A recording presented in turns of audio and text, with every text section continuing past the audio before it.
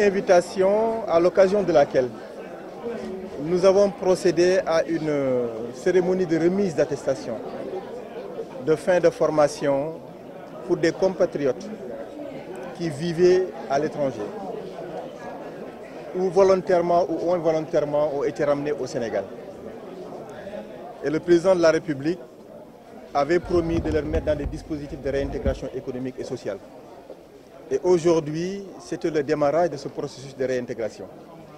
Parce que 70 parmi eux ont pu bénéficier d'une formation métier, de leur choix, en aviculture, au bout de laquelle formation des attestations leur ont été remises. Et c'est l'occasion pour moi de remercier l'engagement du 3FPT, qui financièrement a accompagné cette formation. Remercier également le ministère de l'Élevage à travers le centre d'impulsion au métier de l'élevage, celui de Mbao, qui avait également servi de cadre de formation pour ces 70 compatriotes-là. Donc pour dire que l'État, dans toutes ses composantes, va accompagner tous les Sénégalais qui ont été rapatriés depuis des années pour leur offrir de la réintégration économique autour d'un dispositif que nous avons conçu et que nous appelons contrat d'accompagnement pour le retour et la réintégration économique des Sénégalais de la diaspora. Donc c'était ça l'objet de la rencontre de ce matin. Ce n'est pas l'argent qui fait défaut dans notre monde actuel. Ce sont les belles idées qui font défaut. Et nous avons pu faire justice sur nous-mêmes pour mettre sur pied des idées qui nous permettront à terme, et comme je l'ai dit tout à l'heure, de trouver des ressources extra-budgétaires à notre État, mais des ressources qui dorment au sein de la diaspora sénégalaise. Nous devons pousser la diaspora à croire en elle-même. Nous devons pousser la diaspora à croire au projet de retour. Nous devons pousser la diaspora à identifier les filières porteuses dans notre économie nationale. Le plan Sénégal émergent n'est pas du chimère, c'est du vrai. On y croit.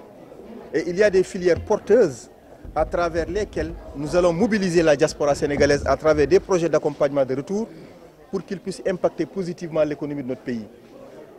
Et si aujourd'hui, 26% constitue l'investissement public de notre État pour que le Sénégal émerge et que le niveau d'épargne nationale est de 20%, ces 6%-là, nous pouvons les trouver au sein de la diaspora.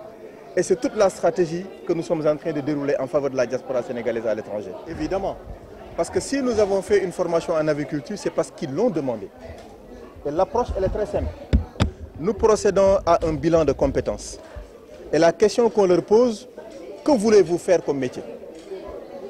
En réponse à cette question, nous allons trouver le partenaire pour les accompagner, en renforcement de capacité, en mobilisation de ressources financières pour qu'ils déroulent leur métier convenablement. Ils ont choisi pour un premier temps une formation en aviculture, ils ont été formés en aviculture. D'autres viendront pour identifier d'autres compétences sur lesquelles ils souhaiteront être formés et nous les formerons. Est-ce que vous avez vraiment vérifié s'il y a eu assistance ou pas avant de croire aux propos de la famille? Parce que quand nous avons pris contact avec notre consul général à Milan, il nous a certifié que l'entreprise dans laquelle ces compatriotes qui ont été accidentés travaillaient avait pris l'engagement de rapatrier les dépouilles, d'assister les familles de bout en bout. Donc il n'y a pas eu défaut d'assistance. Ce dont il s'agit, c'est plutôt de voir quand est-ce qu'ils pourront disposer de leurs dépouilles, quand est-ce qu'ils arriveront au Sénégal. La procédure est en cours et c'est à ce niveau-là exactement que des instructions ont été données au consul général pour qu'elle apporte toute l'assistance nécessaire à la famille ainsi qu'aux familles victimes. Mais je puis vous dire qu'il n'y a jamais défaut d'assistance. Maintenant qu'il y ait défaut de communication, je peux vous le concéder. Et nous restons disponibles à chaque fois que de besoin pour apporter toute la lumière sur ces questions de cette nature-là.